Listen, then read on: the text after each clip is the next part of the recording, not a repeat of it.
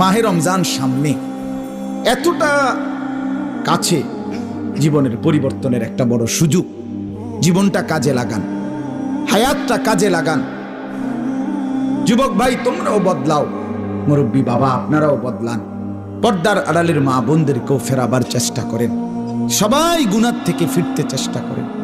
মাহে রমজানের যখন চাঁদ উঠে, আল্লাহ নবী সাল্লাল্লাহু আলাইহি ওয়াসাল্লাম বলেন, ফেরেশতা ডেকে ডেকে বলে, ইয়া বাগিয়াল খাইরে আকবিল, হে নেক কাজের আগ্রহীরা এগিয়ে আসো।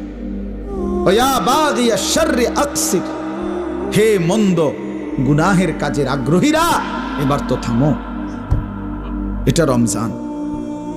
মদখোর এবার থামো, নেশাখোর এবার থামো, জুয়ারি এবার থামো, সুদখোর থামো না এবার।